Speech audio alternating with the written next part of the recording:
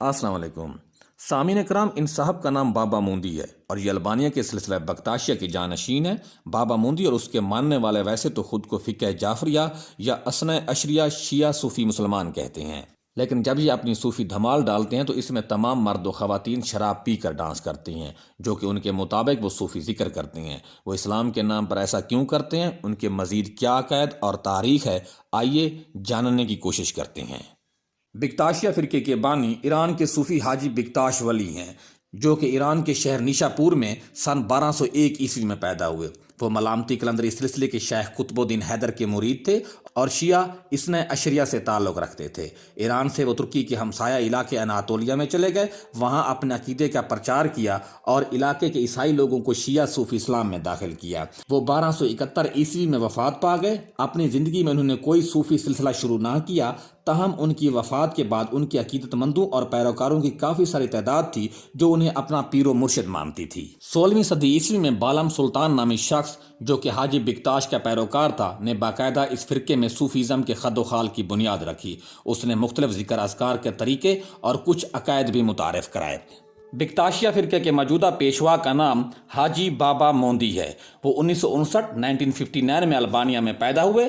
ابتدائی تعلیم حاصل کرنے کے بعد البانیہ کی فوج میں آفیسر بھرتی ہو گئے۔ 1992 میں انہوں نے فوج کی ملازمت چھوڑی اور بختاشی صوفیزم کے درویش بن گئے۔ سلسلے کے رینک میں وہ ترقی کرتے ہوئے 2011 میں بختاشی سلسلے کے 8ویں دادا بابا بن گئے، جو کہ سلسلے کا ہیڈ یا سربراہ ہوتا ہے۔ بختاشیہ دراصل ہیٹروڈاکس ریلیجن ہے، یعنی اس میں نہ صرف اسلامی پریکٹسز بلکہ عیسائیت، زرتشت اور دوسرے مذاہب کی اقدار بھی ادا کی جاتی ہیں۔ ان کے موجودہ بابا یا رہنما گلے میں صلیب ڈالتے ہیں، جو کہ عیسائیوں کا مذہبی نشان ہے، اور صلیب کے 3 کونوں پر اللہ، محمد صلی اللہ علیہ وآلہ وسلم اور علی لکھا ہوتا ہے۔ یہ ٹرینٹی یا تثلیث کے عقیدے پر یقین رکھتے ہیں، جو کہ عیسائیوں کے عقیدہ ٹرینٹی سے ملتا جلتا ہے۔ عقائد: بختاشیہ کے نزدیک شراب حلال ہے۔ ان کے مطابق شراب پینے کے بعد انسان کا باطن زہر ہو جاتا ہے اور اس کی اصلیت سب کے سامنے آ جاتی ہے۔ اس لیے ان کے پیشوا دادا بابا نے شراب کو نہ صرف حلال کر رکھا ہے، بلکہ صوفی ذکر کرنے سے پہلے تمام مرد و خواتین خود کو شراب کی مستی میں مخمور کرتے ہیں، پھر تمام زان و مرد مل کر صوفی ذکر کرتے ہیں۔ یہ اسلام کا واحد فرقہ ہے جو مرنے والے کی میت کے ارد گرد موم بتیاں جلاتے ہیں۔ ان کے مطابق ایسا کرنے سے وہ میت کو عزت یا رسپیکٹ دیتے ہیں۔ ان کے ہاں خواتین کے پردہ کرنے پر پابندی ہے، بلکہ مردوں کے ساتھ شراب پی کر مذہبی ڈانس کرتی ہیں۔ بختاشی 2 وقت کی نماز یعنی فجر اور مغرب کی ادا کرتے ہیں، جبکہ باقی نمازیں منسوخ ہیں۔ خواتین بھی مردوں کے ساتھ عبادت گاہ میں جا سکتی ہیں۔ ان کی مساجد میں غیر بختاشی کو جانے کی اجازت نہیں ہے، تاہم ان کے تکیہ گاہ، جسے صوفی خانقاہ بھی کہتے ہیں، میں غیر بختاشی وزٹ کر سکتے ہیں۔ عیسائیوں کا ایک عقیدہ، جسے عشائے ربانی یا عیسیٰ علیہ السلام کی موت کی ضیافت یا پھر یوخارس بھی کہا جاتا ہے، بختاشی یہ مذہبی تہوار بھی دھوم دھام سے مناتے ہیں۔ اس کے علاوہ عیسائیوں کا عقیدہ، جسے گناہ کا اعتراف بھی کہا جاتا ہے، جس میں مسیحی لوگ چرچ کی ایک مخصوص جگہ پر جا کر اپنے گناہ کا اظہار کرتے ہیں اور اعتراف کرتے ہیں اور پھر توبہ کرتے ہیں، بختاشی اعتراف گناہ کا عقیدہ بھی اپنے مذہبی عبادت خانوں میں سر انجام دیتے ہیں۔ رمضان کے روزے اور حج وغیرہ کو یہ فرقہ زہری عبادت سمجھتا ہے اور انہیں ادا کرنے پر یقین نہیں رکھتے، بلکہ ان کے نزدیک اصل حج دل میں داخلی ہوتا ہے، نہ کہ زہری۔ اس لیے یہ فرقہ اسماعیلیوں کی طرح فرقہ باطنیہ بھی کہلاتا ہے۔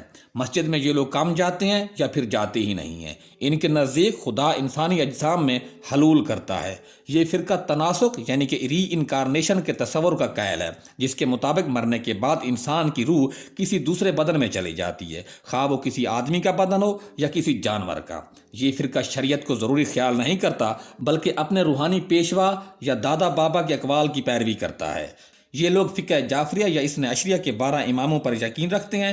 واقعہ کربلا کی یاد میں یوم عاشور مناتے ہیں اور ایرانیوں کے قدیم تہوار نوروز کو یہ فرقہ یوم پیدائش حضرت علی رضی اللہ تعالیٰ عنہ کے طور پہ مناتا ہے۔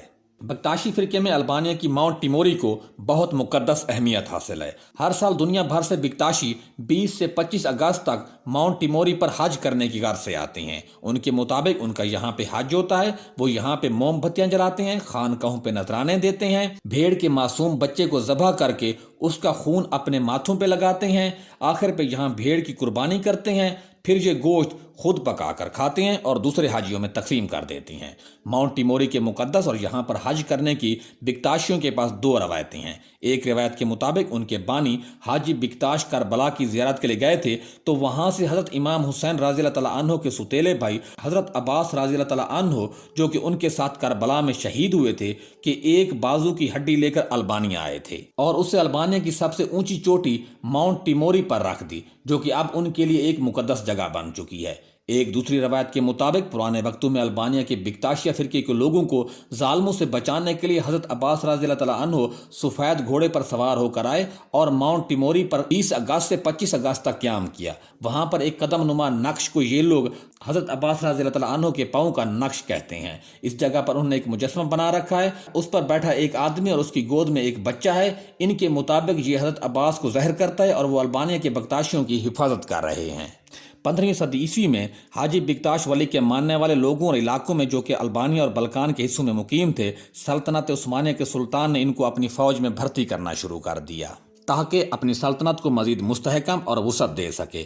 ان لوگوں کی باقاعدہ ایک علیحدہ یونٹ بنائی گئی جسے ینیشری کا نام دیا گیا۔ ینیشری ترکی زبان کا لفظ ہے جس کے معنی نئی فوج یا نئے سپاہی ہیں۔ اپنی بہادری اور جوان مردی کی بدولت یہ دستہ جلدی سلطان کا وفادار دستہ بن گیا۔ ان کی جوان مردی اور بہادری سے متاثر ہو کر سلطان خود بھی ینیشری کا ایک سپاہی بن گیا۔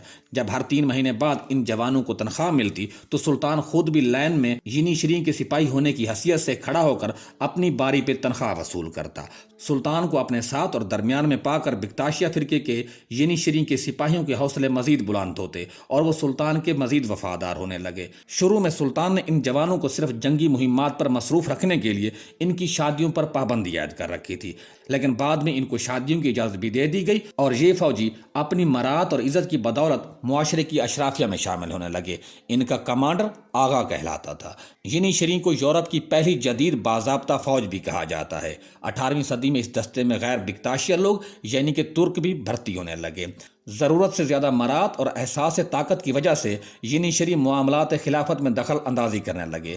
19ویں صدی عیسوی میں جب سلطان محمود دوم نے ملک میں یورپی اصلاحات نافذ کی تو ینیشری نے بغاوت کر دی جسے سلطان نے سختی سے کچل دیا، جس میں کافی سارے بکتاشیہ مارے گئے جبکہ بچے کھچے قید کر لیے گئے۔ اس طرح ینیشری کا وہ دستہ جو کبھی خلافت عثمانیہ کی ہیبتناک طاقت ہوا کرتا تھا بالکل ختم ہو کے رہ گیا۔ تاہم فرقہ بکتاشیہ کے عام لوگ اس دوران اپنی مذہبی اور معاشرتی سرگرمی میں مصروف عمل رہے۔ 1925 میں مصطفیٰ کمال عطا ترک نے تمام صوفی سلسلوں پر پابندی عائد کر دی تو بکتاشیہ فرقے کے لوگ البانیہ منتقل ہو گئے، لیکن 1967 میں البانیہ میں بھی کمیونسٹ حکومت برسر اقتدار آئی تو انہوں نے تمام مذہبی لوگوں اور عبادت گاہوں پر پابندی لگا دی، لیکن 1990 میں پھر البانیہ میں سیکولر لبرل حکومت آئی تو انہوں نے مذہب پر سے پابندیاں ہٹا دی، تو یہ فرقہ ایک دفعہ پھر آج کل عروج پہ ہے۔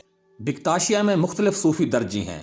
پہلا درجہ کے سالکین عاشق کہلاتے ہیں جبکہ دوسرے درجے کے سالکین محب کہلاتے ہیں۔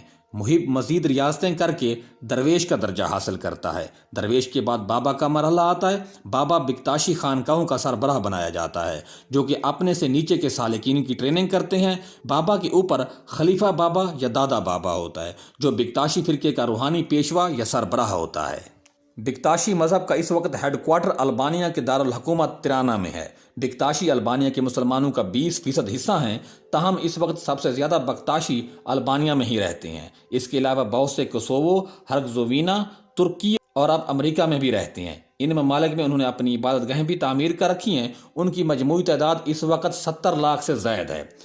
اگر بکتاشیہ فرقے کے بارے میں آپ کچھ مزید جانتے ہیں تو کمنٹ باکس میں ضرور ہماری رہنمائی کریں۔ شکریہ۔ ناظرین کرام، ہمارے چینل کا مقصد آپ تک مستند معلومات پہنچانا ہے، تاہم اگر کسی کو ہماری کوئی بات گراں گزرے تو ہم اس کے لیے معذرت خواہ ہیں۔ اگر ہو سکے تو ہمارے چینل کو سبسکرائب کرنا، لائک کرنا اور شیئر کرنا نہ بھولیے گا۔ اپنا اور اپنے پیاروں کا بہت سارا خیال رکھیے گا۔ خدا حافظ۔